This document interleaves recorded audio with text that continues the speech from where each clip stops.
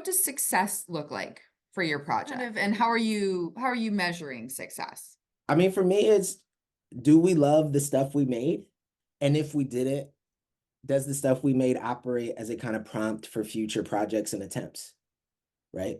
Because it's not always about getting I mean, for me, it's actually rarely about getting the perfect poem per se, right? Or getting the photographs exactly right. But is there something here I can work with, right? Do we build something together over the course of this term that is wonderful to us? And now we're even just excited to share, right? Because that's the other premise we started with. Like the aim is a final public presentation where we all get together at MIT or elsewhere to share this work with our community, right? But if we're not like happy with the stuff we made or excited with it, we don't have to do that, right? We don't need to establish kind of false finish lines to spur ourselves, while we're in this stress factory we've built together. I went through that already. That's totally uninteresting to me at this point as an impetus to make art. Let's get together. Let's get the materials in front of ourselves. Let's take photos of them. Let's remember them together. Let's pay attention to one another in the archival space so we can say, hey, I know you picked this thing, but I saw, you spent a lot of time actually in these letters. So maybe we need to revisit that if, the stuff isn't working that you were trying to do with these report cards or with these photographs. Like that's really what I'm after. That's part of why collaboration is important. But that's how I measure success, right? Did you make something that you love, that you think is beautiful or interesting? Because what a rare gift that is, that any of us get to say that on a regular basis. To me, that's incredible to have the time and the resources to commit to that. It's miraculous in a way. What else do you think I should ask about your project? What else Hey, would I you love that like? question.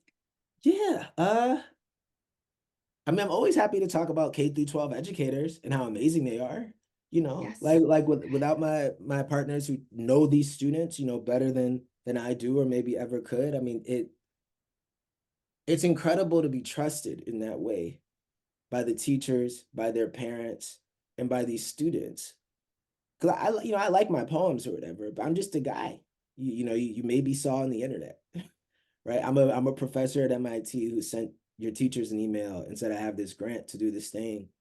Do you all want to spend some of your time after school going to archives, right? And researching, effectively, and then seeing if you like what we make. No promises, no guarantees, but I think it might be cool. We'll basically just do a bunch of field trips together. I mean, that's amazing to me. So I want to sing the praises, of the educators I'm working with. I hope this becomes a kind of national model, or international model even. It's something that I think really has legs and can travel. Like if you have a research university, you have a local high school, or just college, university of any kind, if you have a high school, you can do this, right? You can get together and go into a local community archive because it can be a library, right? There are all kinds of archives around us. It's part of the point that we're trying to make with Minor Notes as a program. And you can say, how do we make the argument that the kind of art we're committed to is not just about our emotions or our mental states, though those are very important, but how our emotions and mental states are informed by history, right? And how we can reach back into our shared past to garner materials to build the future world, right? And not just to build it, but to safeguard it, right? To protect it, to say, what would it mean to really commit to a world, this is a riff on Toni Morrison, right? But a world that is worthy of us, that is worthy of the most vulnerable among us, that's worthy of the children. That's something that's always, top of my mind. In part because, I have a 3-year-old and a 3-month-old, but also because as soon as they arrived in the world, I started thinking of them as part of a generation, and it was like, oh yeah, there are all these children everywhere. And I have to steward the planet for these kids who did not ask to be here, depending on your cosmology. I have family members who said they wanted to be here. Um, but I'm interested in that.